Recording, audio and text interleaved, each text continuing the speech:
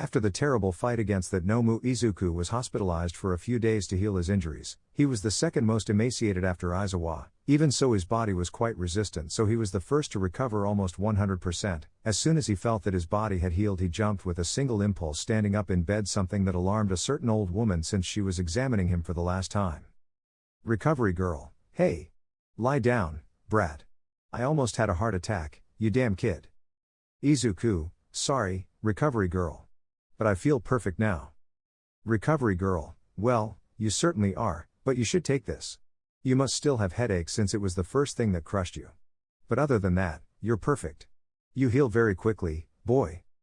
Izuku, well, my gift enhances my entire body in all aspects, so that's no surprise.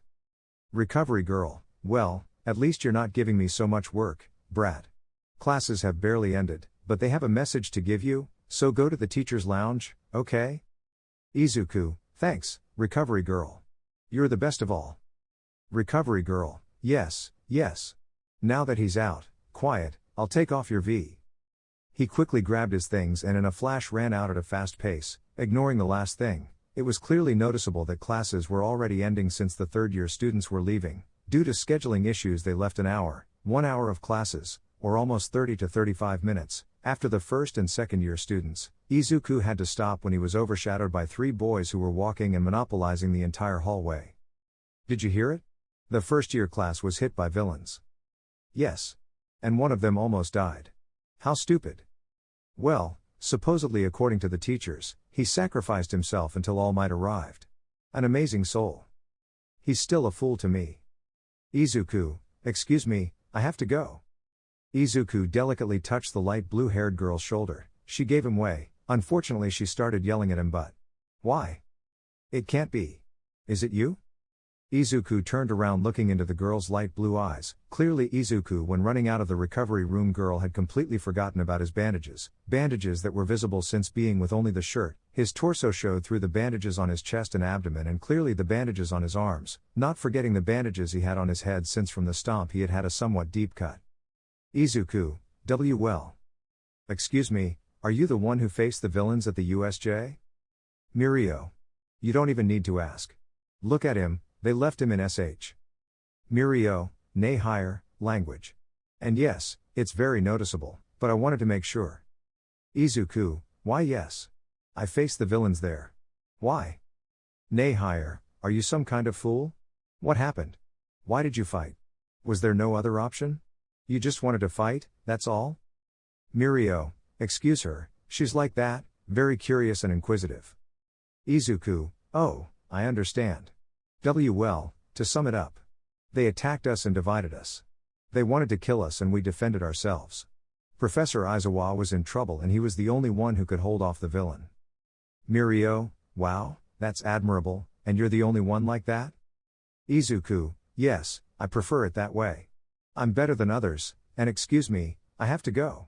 They're waiting for me in the teacher's lounge. The boy said goodbye to the trio and ran to the staff room, meeting Midnight, who was alone. Midnight, oh, wow. I didn't get a good look at you, kid. It really hurt you. Izuku, well, Midnight Sensei, I'm fine now, I should even take this off. By the way, recovery girl told me that they had a message to give me. The freckled man with some ease began to tear and pull the bandages that he had only on his arms and head, while he let the teacher speak. Midnight, well dear. The thing is that next Monday we'll have the festival. They should have told you on Monday, but as you can see, both you and Shota were in bed. But now that you know, you'll be able to have at least 2 days of preparation. I know it's not much compared to your companions. Izuku, that's more than enough, Midnight Sensei. You don't need a whole week. Midnight, I understand, well, other than that there's nothing new. Although I would love for you to help me. Izuku, help her? Gladly, Midnight Sensei, what do you th? The woman stepped closer to him and placed a reassuring hand on his shoulder. Midnight, Midoriya, you showed great courage. You deserve recognition for your efforts. Izuku, a Midnight Sensei. 2S shouldn't. Midnight, consider this a token of appreciation for your bravery. The woman gave him a pat on the head before stepping away, returning to her seat with a confident stride. Izuku quickly refocused, eager to move on from the moment. Midnight, okay. That's all, Midoriya. Go home and use your weekend as best you can to improve, understood? Izuku, why yes midnight sensei. Izuku left the staff room and ran home, clearly embarrassed and ashamed of what had happened. And that's how after an intense weekend of training we arrived at Monday, the blessed Monday where everything would finally begin and the festival would take place. Vertical bar maximum security prison, Tartars. Are you really still doing that? I don't want to and I have nothing to do with you bunch of idiots, that contract was more than. A hoarse voice interrupted the woman. Don't you want to get out of here? I've settled with the government about your contract. Most people see it as possible redemption. They think if you do, you might be able to rejoin the real world, despite your stupidity. And who says I want to be an idiot? Because I believe in you. And I'm more than sure that the boy will too. Just listening to the flaming hero didn't quite process what he'd said. Did they still believe in her? But everything was erased by a possible redemption. It was clearly a way out, and if it was a way, why not take it? Okay. But try hard. It won't be easy. Endeavor, whatever you want. But there's a small detail. After certain words inaudible to the woman, her mouth opened completely in surprise, despite regretting accepting. She had no other choice if she did not want to be there for her entire life. This annoyed woman decided to continue to endeavor with her handcuffs still on and an antiquert collar. At the exit, she returned to see several guards who looked at her with some dry and hateful look that she always had on her since she decided to stop following a lying world. She turned forward and so the doors of Tartarus were opened, no longer for someone to enter but for someone to leave. Endeavor, congratulations Lady Nagant. You are the first and last person to leave Tartarus alive. Or should I call you Kaina? Lady Nagant, shut the fuck up, you moron. Let's just get this done quickly. The flamed hero escorted her to the vehicle, where he sat her as a co-pilot and tied her with the seat belt, thus preventing her from moving except for only half of one of her arms, the right one. Endeavor touched one of the car's buttons that lowered a screen right in front of the co-pilot, and from his glove compartment he took out a folder which he threw at the woman's legs, which she picked up and opened, looking at the photo of who would soon be her fiancé. Lady Nagant, holy crap. Seriously, how is this brat? He even has a baby face, 16? It literally took him almost 13 years. Endeavor, shut up, it's not the final one. Endeavor turns on the TV that was in front of Kaina and watches as they broadcast the UA Sports Festival. Endeavor, here's the thing, if he fights, and he impresses me and wins the festival, you'll get engaged to him. From the age of 15, thanks to your gifts, you can get married, so there's nothing illegal about it. Morally unacceptable, but nobody cares. Lady Nagant, I don't care, you burnt-ass idiot. And 3 on top of that? Are you crazy?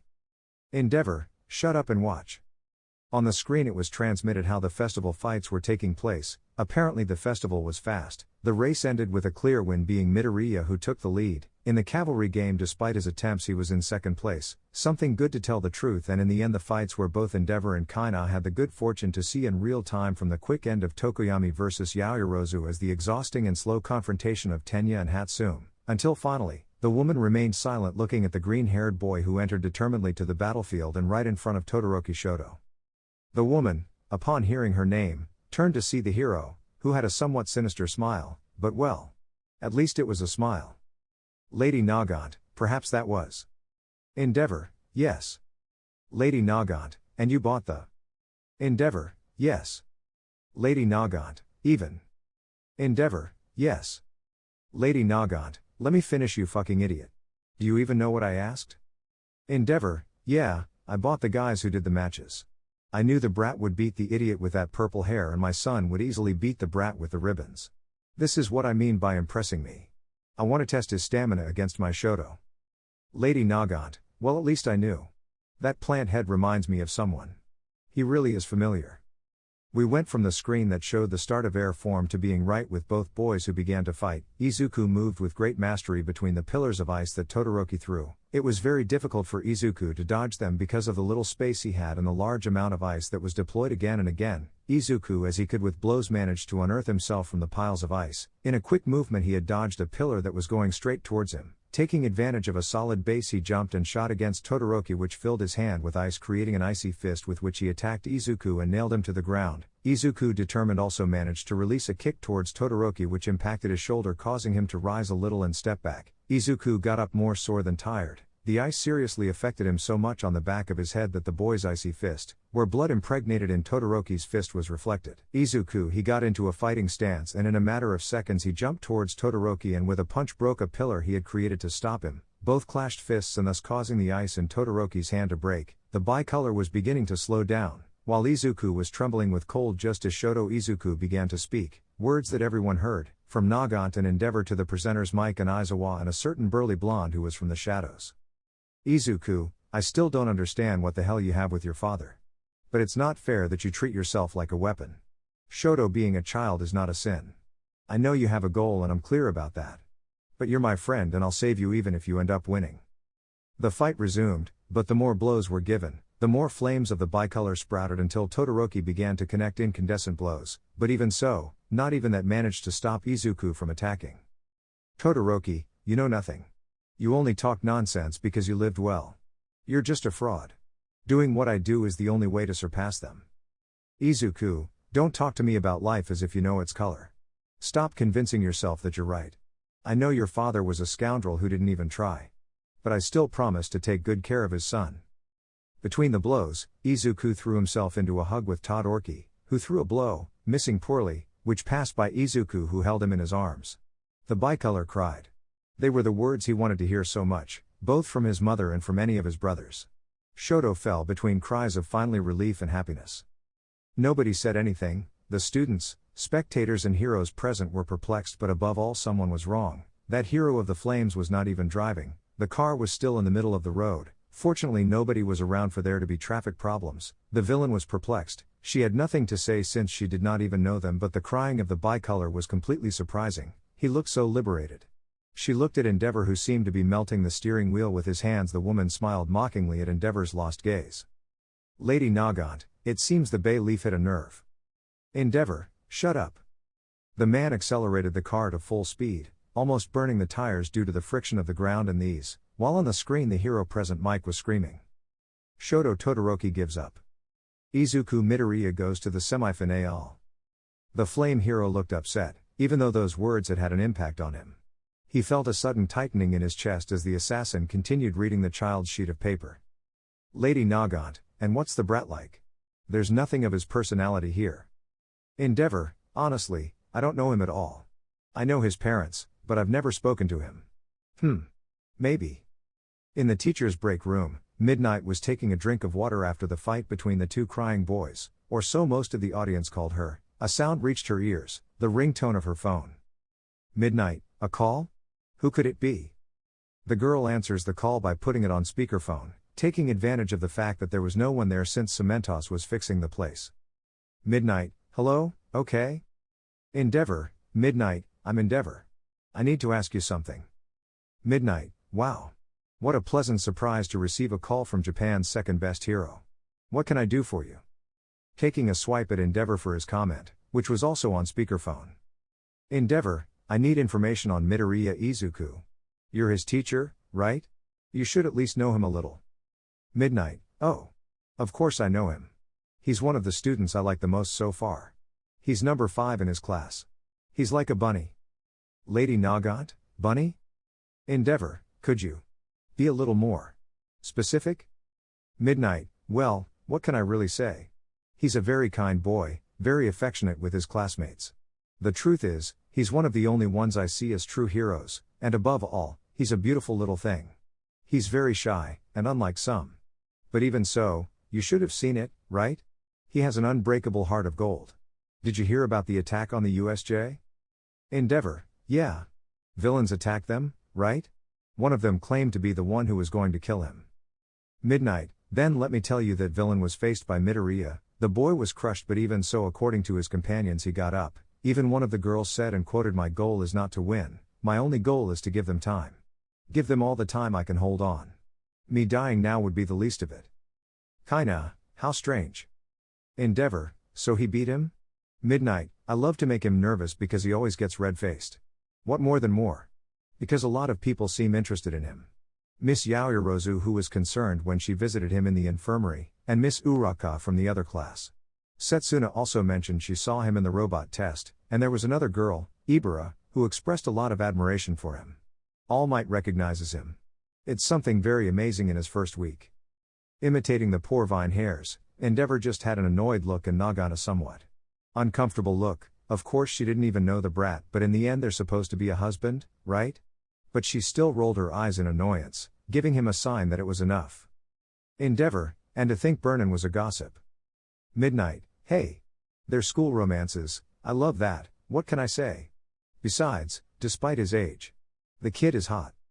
Endeavor hung up, not wanting to listen to the heroine any longer, and simply let out an annoyed sigh. Lady Nagant, wow. You're a God-sent soul. Or just a soft boy. Let's hope it's the former or I'll shoot him between the eyes. Endeavor, I highly doubt that. They're a decent family, unlike what you think. Or well. At least the child should be. Kinda, what do you mean? Endeavor, they're never with the boy, or so I think.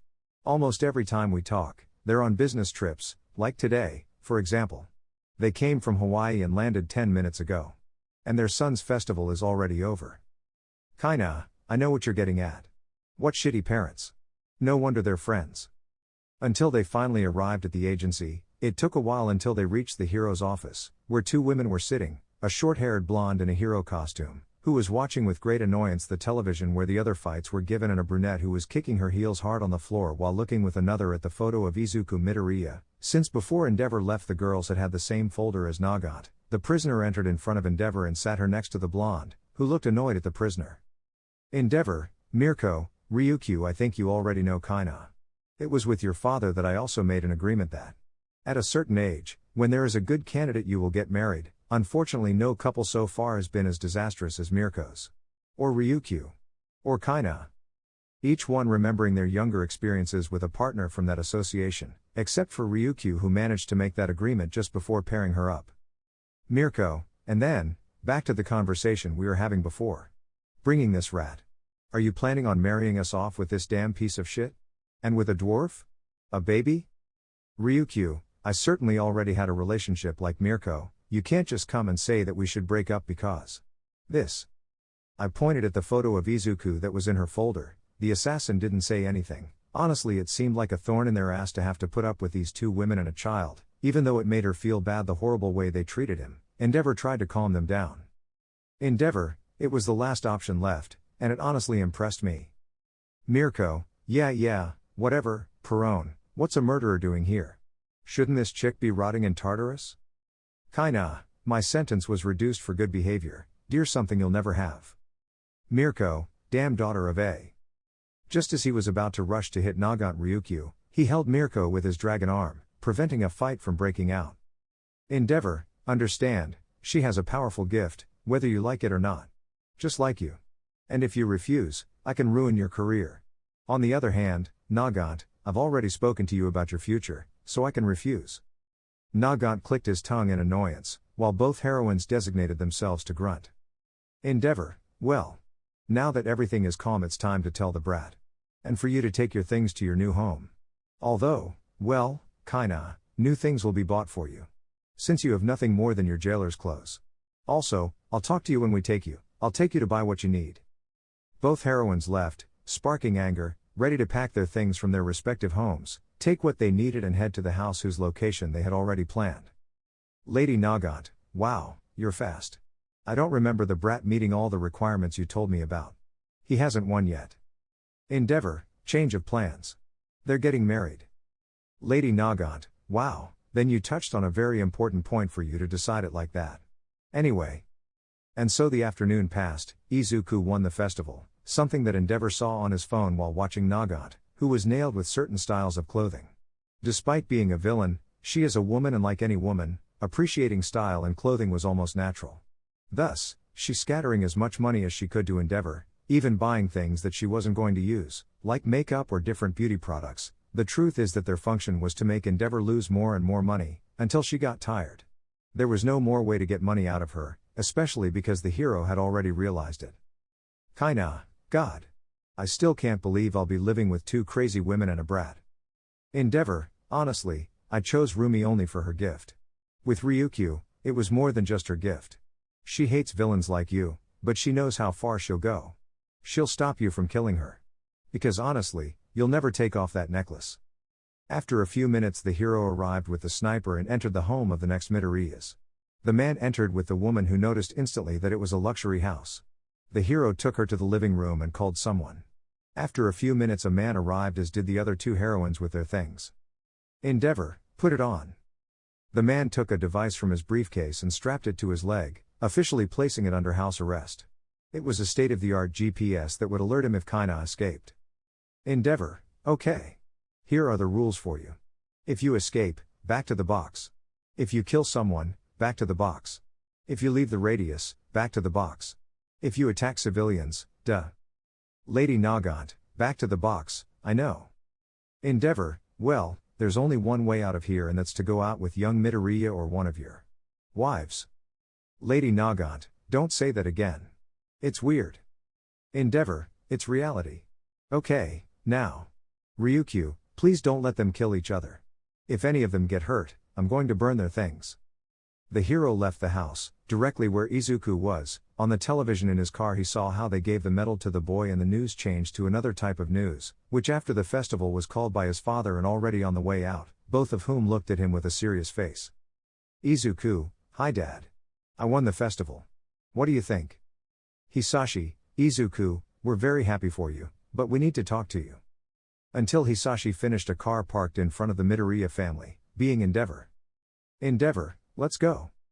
Both Hisashi and Inko entered followed by Izuku who, still confused, only put the safety lock on, so they could begin the journey to their future home. Hisashi, Izuku. Remember years ago when we went with Mr. Endeavor? Izuku, of course I remember, but...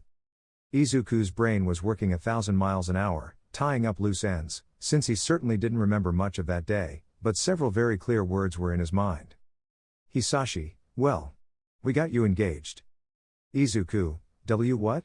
Are they going to marry me off to a girl? Who? Endeavor, well. It will be with 3.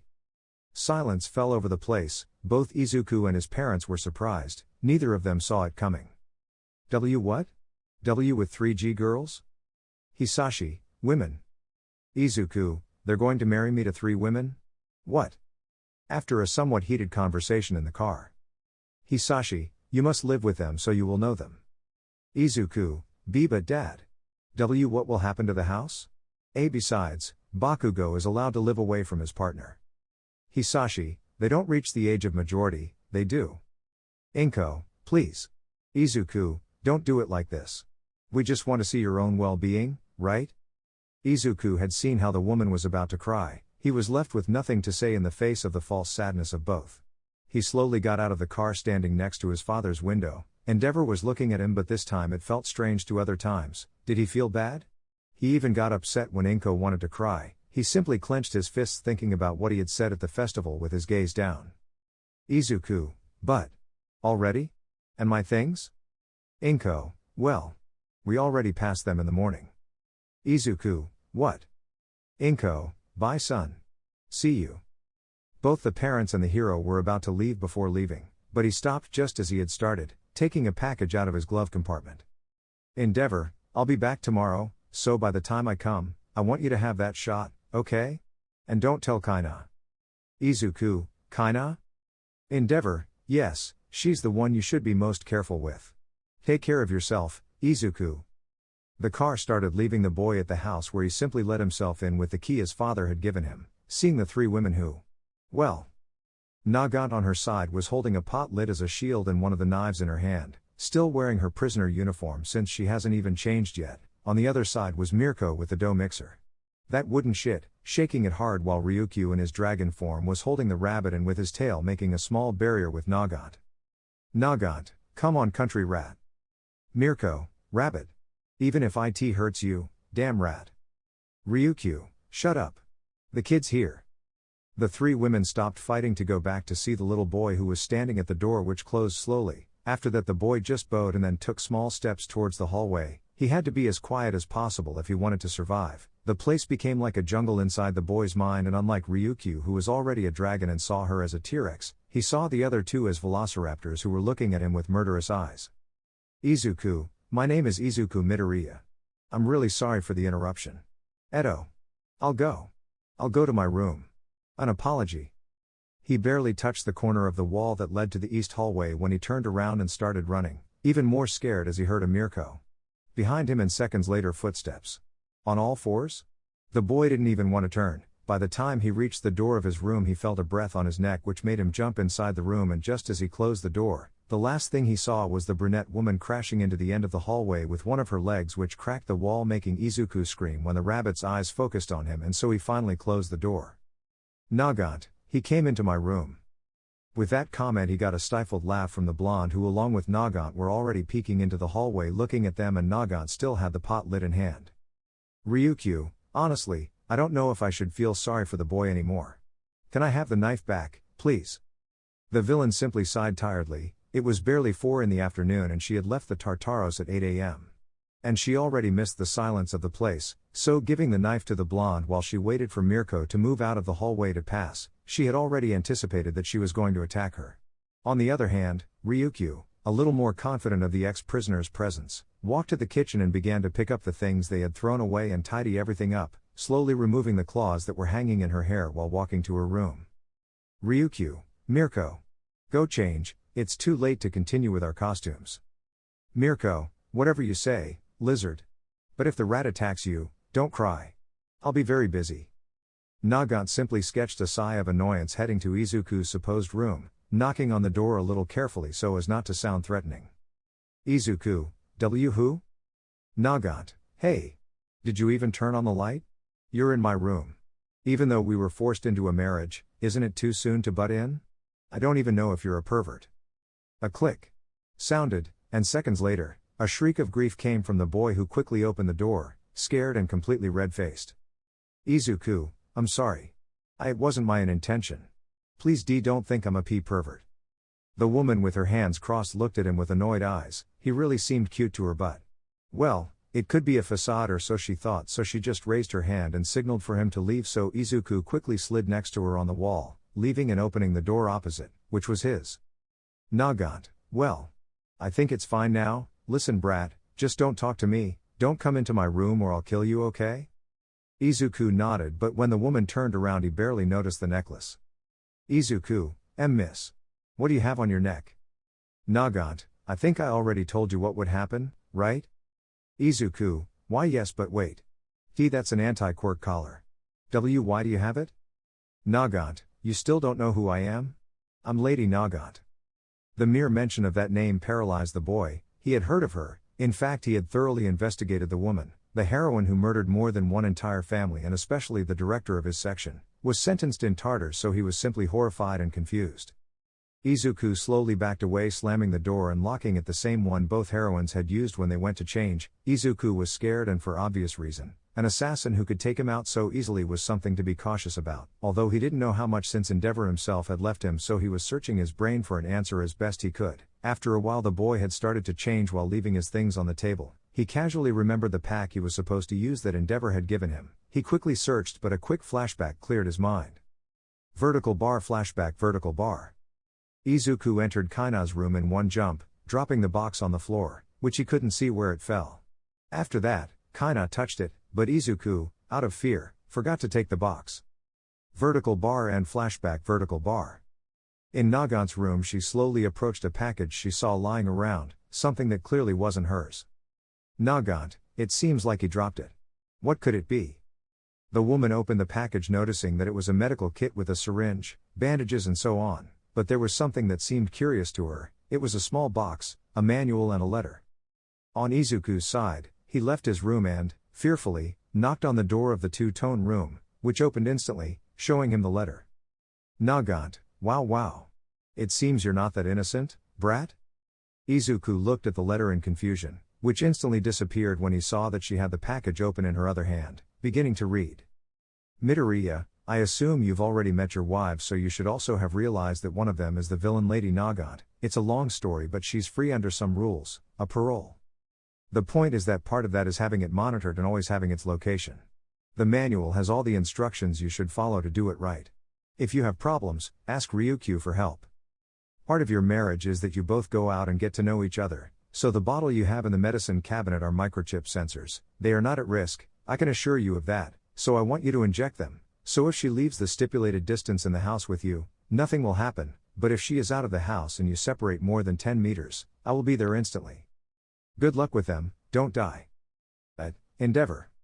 After reading the letter, the green-haired man looked up at the woman who had eyes of not very few friends, or rather no friends at all, although she maintained a friendly smile. Izuku, I just really found out. Nagant, then. Assuming this, if I inject it, I will be able to go freely, of course until they realize, but that's why I will be so free. Maybe outside of Japan already. Izuku, you can't do that. Besides, they'd probably have you figured out anyway. And I won't let you. The purple-haired girl laughed, noticing that the boy fell for the joke of escaping. Even though he had that plan, the truth is that it wasn't the right time. It was obvious that they would be very attentive during the first few months, which is why she only chose to gently throw the package to him. Nagant, well little one, the truth is I don't feel like fighting, not with you. Not with those. Only if I want to get out I'll tie you up like a corpse and carry you in a suitcase. I don't want to have to endure your voice, I would only escape if I had my gift. The girl closed the door, although no one noticed it. A certain blonde was standing in her doorway, revealing only a lock of hair and her eye. She was looking at both of them, and that's how she saw the boy go to her room. About an hour passed and little Izuku headed to the kitchen very carefully, especially when he passed by Mirko's door, who heard him perfectly and noticed what he was trying to do and distinguished him by his man smell. Either you go quickly or I'll come out and kick you. Damn flea. With just those words Izuku ran to the kitchen without making much noise, and so he could breathe a little better. He opened the refrigerator and when he saw all the condiments, he knew perfectly what he had to do. It's time to cook. Izuku, okay Izuku. You have 1 hour, by 7 the banquet should be ready. So let's get to work. The green-haired boy put on his kitchen apron and wireless headphones, turned up the music and began his fight against the approaching hunger, grating cheese, chopping vegetables and grilling meat and chicken, humming the song that was playing. Izuku, my heart is leaving your heart is gone, and this illusion, who knows if it will ever come back. The boy continued cooking carefree and completely focused, his songs were barely inaudible whispers to him. But outside his headphones it was a moderate whisper, just entering the kitchen it was already understood. Izuku, love, where is it? I always looked for it but no matter how hard I tried, I never found it. A sporadic love, a passing love. Is this what you want? Is this what I want? From the rooms you could already smell the food being cooked, something that made Mirko the first to not ignore the call of hunger, stand up and leave her room. Mirko, QQ you did great. Ryukyu, which came out only Mirko to Mirko, both already in their civilian clothes. Ryukyu, I didn't do it. Mirko, the killer? The curse is gone already. Nagant coming out of his room interrupted her. Nagant, if it were up to me I'd give you insects. And no, it wasn't me. The trio of girls slowly approached the kitchen. Mirko could already hear the boy singing in the distance, but in seconds both Nagant and Ryukyu were already peeking through the door, one equally uncomfortable with the other's company. Izuku, is this real? Is it a sincere love? I don't know, but the more I think about it, the more desperate I get. The boy didn't even notice the 3 older girls, since each one was in her own way of reacting, Mirko holding back with all her soul from laughing out loud. Ryukyu found the situation somewhat tender and comical, taking out his phone to at least enjoy the boys singing for a few seconds, and a small smile. Nagant was the most out of place, really? Who would do that? Something she obviously wondered about, knowing what most people in Tartars were like, all acting like men and rude. It was her daily bread to see them like that, until she saw a man behave like that, the first time apparently, and it seemed a little funny to her. She simply stood with her arms crossed watching Ryukyu record. Maybe if she asked him nicely he would show it to her, since as expected he wasn't going to have a phone, not for the moment. Izuku, a heart with wings describes my situation. We could have been 1 and ended up being 2. Among the whispers, inspiration 1 to Izuku, who took one of the ladles as a microphone and between whispers continued his song, but when he turned around looking at the 3 women who were standing in the doorway he must kitchen freezing him completely and dropping the ladle to the floor. The laughter was not long in coming, one more boisterous than the other. Mirko, and another who was only laughing between teeth, and even less long in coming the embarrassment and shyness of the little one, who hid behind the table that was in the kitchen. With shame he tried to cover himself from Ryukyu's camera. Without noticing that he had put his hand in the kitchen, something that Nagant saw at the moment. Nagant, brat, you're burning your hand. Izuku, what up of Izuku? Having his hand so close, his sleeve began to burn and, above all, his hand was burned. Mirko, drop and roll. I don't want roasted broccoli, idiot. The brunette was the first to act, throwing one of the trays full of water at him, putting out the fire on her sleeve, but. Izuku, shit. Todoroki trick. The hot water began to take effect, burning the boy's body as he writhed in pain. Ah, burns. Recovery girl, so I'm supposed to believe it slipped your mind? Izuku, well. Yes. The ground was a little wet. Recovery girl, I understand. Come first thing tomorrow morning, for now just be very careful not to touch anything, do you understand? Izuku, okay, thank you very much. Then the call between the two left a sore Izuku letting out a sigh. Mirko, so, are you going to die or not? Ryuko, damn, Mirko. Don't say that kind of thing, you know it was your fault. Mirko, nah, he's a girl who starts singing in the middle of the kitchen. And that doesn't matter now. What interests me is. Were you the one who got screwed at the USJ? I don't even know why I'm asking if we saw you. Izuku, EA? 2. Kinda, it's true. Did you really say that? Ryuko, say what? How do you know that? Kinda, Endeavor called midnight. According to the statements, he wouldn't stop screaming things while he was fighting. Mirko, we didn't know that. And what was he yelling about? For his mom?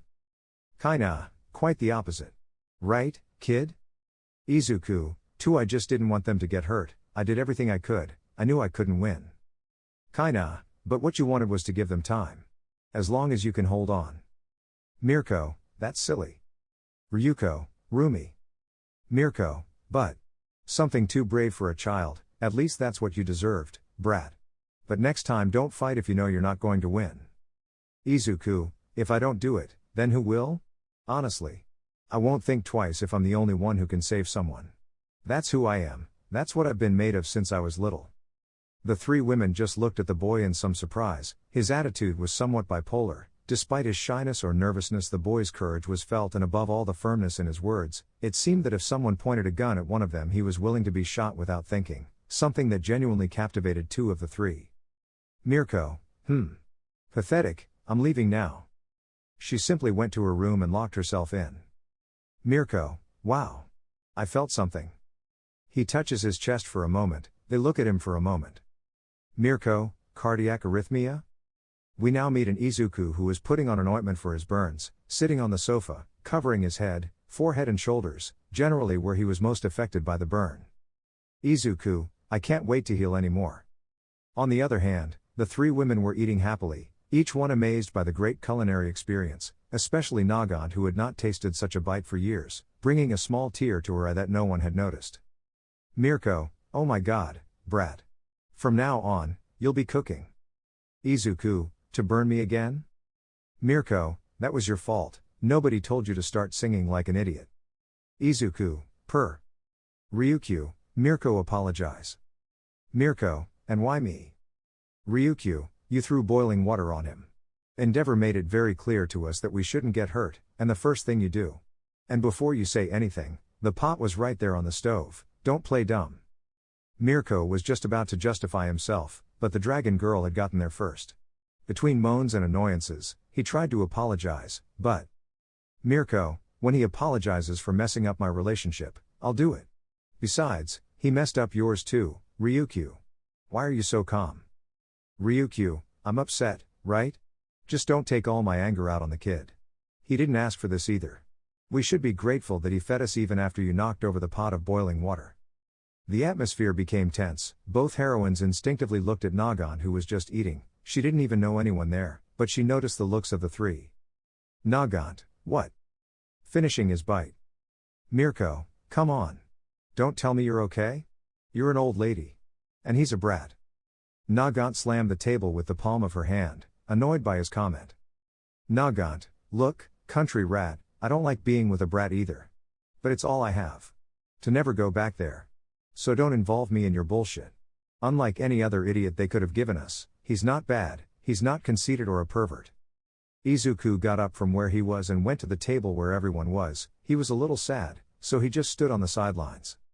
Izuku, I've already had enough with putting up with my parents throwing me here and continuing to treat me like this. I didn't ask to be here. And yes, I'm really sorry for messing up your relationships. I never wanted this. I just wanted to be nice. The boy, shedding a few tears, ran to his room, slamming the door, shutting himself in, and so. That was how the first day of our protagonists passed, all with a bittersweet taste in their mouths, except for a certain ex-convicta who simply left her plate and left indifferent to the other two. When she was about to enter her room, she heard slight sobs from the boy's room, making her feel annoyed, but deep down in her heart something moved. I want to be a hero. And a hero always helps those who need it. If you feel bad, it's my duty to help you. The woman simply locked herself in her room, somewhat confused. She didn't quite remember who those words were from, but it was someone important. Vertical bar. The next day, vertical bar. Izuku, like every day, he got ready to go to the academy. He prepared his suitcase, and just before leaving he looked at his arm, seeing the mark of the injection that he put in the night before. He only put on the bandage as it said in the manual and left his room, leaving it unlocked. Out of habit, he noticed that the women's doors were still closed. He doubted if they were awake or not, but he went to the kitchen, started cooking, and left 3 breakfasts for the trio of girls, even though he knew that one would have problems with the other two. Wanting to make sure of what would happen, he took the plate to Nagant's room. Fortunately, there was a small table with a plant. He put the plate on it and knocked on the door 3 times, leaving the plate and walking. However, the response was quick. The woman came out and saw the boy, who turned to see her somewhat nervous. The woman saw the plate and just took it, entering again. Izuku, God, I'm so scared of her.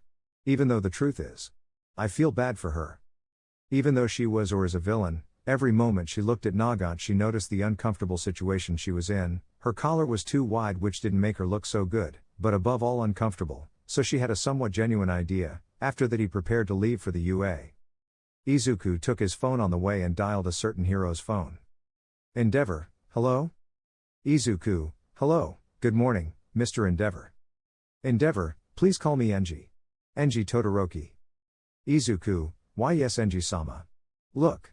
I wanted to ask you to help me. I've seen kinda uncomfortable because of her anti-quirk necklace. Enji, no. He won't take it off. Izuku, I didn't mean it like that. Maybe there's a way for me to have another kind of. Sure, a smaller bracelet or necklace. Enji, Okay, I'll think about it, kid. I'll think of something, okay? Minutes later, Izuku would arrive to class, and curiously Shoto had changed places with Ida at his request. He seemed to be kinder than usual and a little more conversational. Aizawa, well, I think it's time for you to see the consequences or benefits of participating in the festival. Aizawa touched a button on the control board and showed the requests to hero agencies, with Izuku being the most requested, then Bakugo, Todoroki, etc. Aizawa, well, those who have already decided where they will spend their internship just have to give me their application and they can go. And so it happened. The other half of the student day was to decide a hero. Izuku noticed several requests from famous heroes, including 2 of his wives, Mirko and Ryukyu. Just before making his decision, someone interrupted. All Might, I'm coming in like a normal person. It's All Might. All Might, excuse me, can I take young Midoriya for a moment? Aizawa, of course. Izuku excitedly followed All Might to the teacher's lounge, where a stern talk was being given. Minutes passed, and until finally the last bell rang to end classes, Izuku was perplexed, amazed, and above all happy. All Might, now that you know the history of my power and I have chosen my successor. Izuku Midoriya. You are the boy with an unbreakable heart. Your willpower was incredible in the incident, and even at the festival you decided to support Shoto in his pain instead of going for the victory that you finally won with your effort. You are the chosen one. I know that all the former bearers agree. You deserve this. I hope, Midoriya, that you be the best hero of all. Do you accept? A wide, trembling smile said yes, being overshadowed by the sound of the bells and a nod from the boy. Seconds later, Izuku came out with All Might. This one felt somewhat strange. All Might, don't worry, young Midoriya. Spend about a day on that. With your physical condition and quirk, you'll be able to tolerate a considerable amount of one for all. Izuku, All Might. There's something I didn't tell anyone. I don't have a quirk. Words that left All Might cold. Was his brute strength and incredibly high speed all done by the quirkless? All Might, LOL. That's a great joke, young Midoriya. Izuku, it's not. Look, I'll tell him everything tomorrow, okay? Thank you so much for becoming his successor. I'll give it my all. Izuku left the teacher's lounge, running towards the support class room. Although wandering in his thoughts, the truth is that he never said anything. Whenever they asked, the boy just avoided the question. Although in his previous school it was something that everyone knew, bullying was not long in coming from the other children. So compared to an Izuku without a gift or strength, he was almost the same. only his strength began to become noticeable at 12 years old, taking an incredible leap compared to boys of 21 to 25 in strength and speed at that age, something that. It was a nightmare. Vertical bar. Midoriya residence. Vertical bar. Izuku had finally arrived home. He slowly approached the living room where the three women were sitting on a single sofa already in front of them waiting for the boy. Endeavor, Midoriya. Is it true that Mirko threw boiling water at you? Izuku noticed the look of annoyance and a little fear of the two heroines. He didn't want anything to happen, so he stood in front of Endeavor between him and the women. Izuku, it wasn't intentional, I was burning and that was the first thing I managed to think. It was a mere accident, please don't do anything to them. Endeavor, somewhat annoyed, sat on one of the sofas looking at Midoriya and the women. Endeavor, have they at least introduced themselves? Everyone was left somewhat uncomfortable since the truth is they never did it. Endeavor, and judging by their expressions, it doesn't seem like it. Well, it's the perfect time to do it. I'll come back in a week to see how they're understanding. Or else I'll put cameras in the house. Everyone attended watching as the flame hero left. Enji stood next to Izuku and gave him a package. Izuku accompanied him to the door looking at the man's car that curiously had several people in the car, some of them albinos and especially a bicolor who looked curiously at the house where he saw Izuku enter. Enji, are you sure you don't want me to help you? Izuku, I know she wouldn't do it. I trust her. Enji, it's okay. Take care, boy, see you later. Enji left in his car while Izuku closed the door, going with the three women who looked upset. Izuku, did something happen? Ryukyu, no, it's nothing. Endeavor just wanted to know what happened. It's better if we talk about ourselves. They all headed to the kitchen, and sat down somewhat uncomfortably. Izuku, I will introduce myself, my name is Izuku Midoriya, I am 16 years old and I really like All Might, he is my favorite hero, I also study at UA in the hero class, I didn't have a quirk until I was 12 years old. He sat down making Ryukyu who was next to him stand up. Ryukyu, hello, my name is Ryuko Tatsuma, I'm 26 years old and I'm the professional heroine Ryukyu, I think you already know that. I really like taking care of others and animals. Ryuko took a seat. Nagant was the next since in reality Mirko was going to go in an order which angrily refused, so Izuku made a signal to Nagant who stood up, somewhat annoyed. Nagant, my name is Kaina. Kaina Satsumi, I am 30 years old, I am a villain and I just left Tartaros to marry. With you, I hate everything that has to do with this rotten and false society. Especially with your stupid thinking Midoriya. And now? He sat looking away, ignoring the looks of the three. Between complaints and grunts Mirko stood up, putting a foot on the table. Mirko, my name is Rumi Usajiyama. Or better yet, the great Mirko. And I hate rats, villains, and thieves, so I love breaking legs and arms. Izuku, great. We already know each other a little, isn't it? After a somewhat normal lunch, both heroines prepared to leave for their guard duty, leaving the only two alone who had nowhere to go. Izuku stayed in the living room doing homework while Nagant served himself another plate of food. When he finished and was about to leave, Izuku stood up and approached her. Izuku, Kaina. Excuse me, can we talk? I have a lot of questions about you. Kaina, what do you want, brat? Izuku, come. The boy extended his hand to guide her to the living room, something she rejected and went to sit on one of the sofas. Izuku sat next to her. Izuku, does that necklace bother you a lot? Kaina, it's surprising how the collar isn't as irritating as you. What do you want? Izuku took out a bracelet with a control from the package and put it in his pocket. Izuku looked into Kaina's eyes as he took her hand and brought it closer to him. Kaina, brat, what do you want to do with that trash? Don't touch me. Izuku put the bracelet on her and with the remote he pressed the button closing it, preventing her from taking it off. Kaina, what the fuck? What is this? Izuku, wait. Please allow me, okay? The woman, still suspicious, turned around, giving her back to the boy, who with great force broke the anti-quirk collar. Fortunately, it was not monitored, so it did not alert anyone, but Kaina saw the opportunity to throw the collar away and get up, kicking the boy who fell abruptly. The woman pointed her rifle at his face. Kaina, you're such a skeptic. You're an idiot, how do you think you can take a necklace off a murderer? Izuku, why did you look uncomfortable? It hurt, right? The boy, still sore from the kick, tried to put his hand as a useless shield against the woman's cannon. Kaina, what? What the hell are you talking about? I can kill you. It's true after all. You're such a piece of cake, so innocent. But such an idiot. What's this bracelet for? Izuku, like I said, you looked bad, and besides, it hurt you. You can clearly see how you have bruises and marks from the necklace. The bracelet will cancel your quirk, but at least you'll be more comfortable. Kaina, and who says I want to cancel it? I can kill you right here, right now, and then your wives. Izuku, no, wait. You said it yourself. You have no intention of doing that. Kaina, not when I didn't have my gift, brat. But why worry about a murderer? Are you out of your mind? Are you really that attached to being a hero? Izuku quickly got up. He approached slowly, passing by the cannon, and Izuku took Nagan's hand, which had his finger on the trigger. Izuku, exactly, I do it because a hero always helps those who need it. If you feel bad, it's my duty to help you. A kind smile from Izuku was sent to the woman, who was in shock. Did he read her mind? Or was it really just a coincidence? The woman lowered her gun, putting it away, while backing away from the boy as if she was afraid of him. Izuku, are you okay? Kaina? Kaina, you're that boy. The boy who hugged me when I was crying.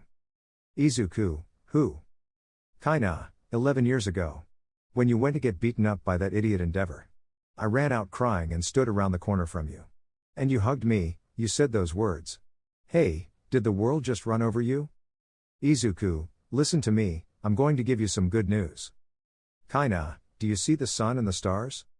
Izuku, all of them shine for you. Kaina, in the end I wasn't one of those greatest wonders you thought I was going to be.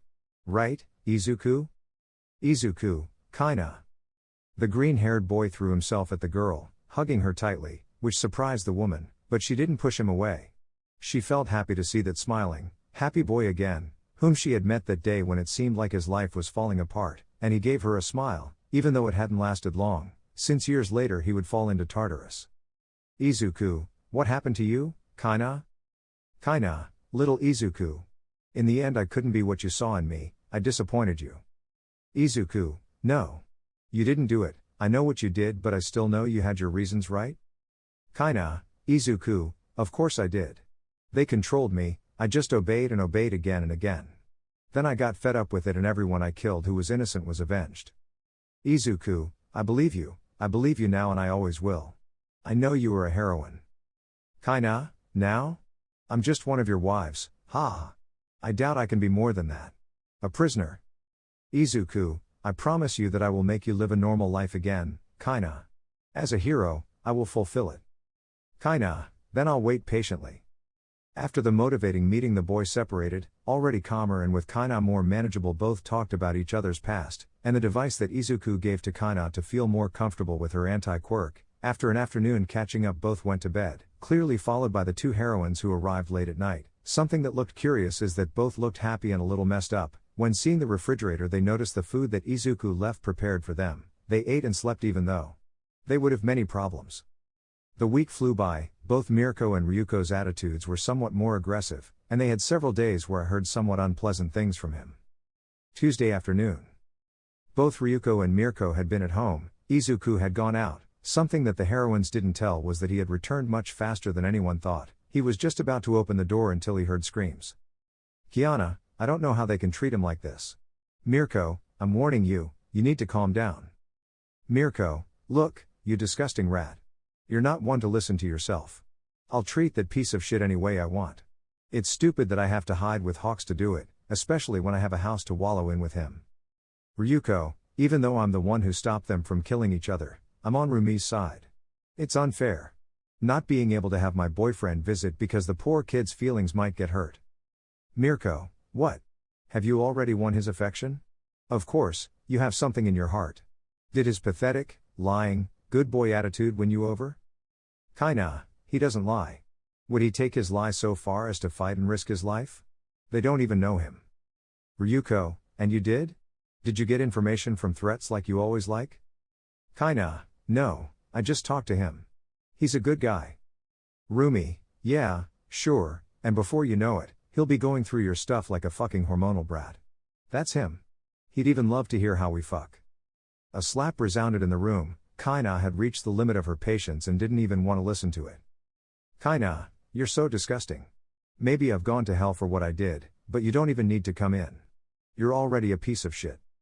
Ryuko activated her quirk, but it was too late. Rumi had already raised her leg high ready to hit Kaina. Something that the silent slap was the sound of the door opening. Izuku had entered and just in time pulled Kaina into her place. Rumi's kick hit the freckled man's arm. The pain traveled through his entire body to his feet, and when it reached the insole the remains of the impact hit the ground, making a crater. Izuku, enough. The three of them were perplexed by Izuku's quick movement that avoided a terrible scene. At least he could withstand the blow fairly well, something that would be impossible for Kaina. Rumi smiled angrily. Did she think she was going to give him orders? The anger of a few seconds joined with the one now, and it didn't take long for her to kick him again in the abdomen, throwing him against the wall. Rumi, what? You order me around, you son of a bitch. The woman kicked the boy repeatedly, during which time both women took a while to react due to the surprise. It was so unexpected that Rumi started hitting the boy out of nowhere. Rumi, come on. Do what you did with that Nomu. Was that a lie? Damn faker. Mirko hit him so hard that he lifted him in the air and grabbed him by the hair, slamming him against the wall. Ryuko, Rumi, stop. The blonde tried to hold Rumi but was strongly pushed, as was Kaina, who was sent flying by a slap. Izuku, leave them alone. Rumi, I knew from the moment I saw you that you would be a rat hiding in his mommy's skirt. Kaina, leave him alone. Don't bother him with that. Rumi, what? Doesn't his mommy give him the affection he wants now? You must be just a spoiled brat who always got what he wanted. Kaina, Mirko was serious. Rumi turned to see Kaina furious. Rumi, come on, stupid. Do you think he's someone good? He's just a damn prince. Come on, call your mommy. Izuku, she won't come. And I know if she were to die, she wouldn't go either. Not her, nor dad. Rumi opened her eyes in surprise, returning to see the freckled boy who was crying silently. She didn't even notice when the tears fell down her cheeks. Ryuko was finally able to sit up and hold Rumi, who didn't even struggle to let go. Izuku took advantage and went to his room, locking himself in, causing a terrible silence. Kaina, you don't know him. If not you would know. Ryuko, Kaina. What should we know? Kaina, come on, go ask Izuku. You did a great job listening to him once, I'm sure you'll do it again. The woman simply got up from the floor and walked away, locking herself in her room. Vertical bar Saturday vertical bar. Both women had gone out again. Something was wrong for Izuku. Thanks to his celestial restrictions his senses became too sharp. The smell that both used to release before leaving was completely different from when they arrived, and more so because they smelled like men's perfume. It didn't seem important to him in the end, and after all it was his life. Izuku, Kaina, I'm going out for a moment, okay? I have things to talk about with one of my teachers. Kaina, sure, Izuku. Can you bring some candy? I haven't had any in years. Izuku, ha ha ha, sure, I'll give you some takoyakis, I'm sure you'll love them.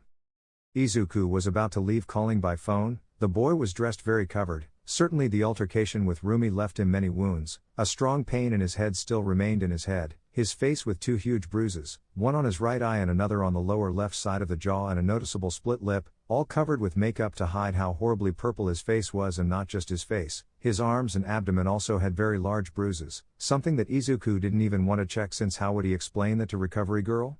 To Aizawa-sensei? To Endeavor? After begging Kaina for this decision to remain silent reluctantly, she knew that she would also have problems, but in the end staying silent was the best thing to do. Izuku, hello All Might? I know I postponed this talk for a week, and this Monday I start my internship and I have until today to choose an agency. Can we talk? All Might, young Midori, with gladness. See you downtown. And so he spent the afternoon, heading downtown and buying Kaina takoyakis, until he finally found All Might in a skeletal form. All Might, young Midoriya. He called me to talk, right? Izuku, All Might? Is that you? All Might, yes, join me. They both went to a cafe where there weren't many people. Izuku, All Might knows the news about the child with the heavenly restriction? All Might, she clearly became somewhat well known, perhaps you. Izuku, well All Might, this will be a long story.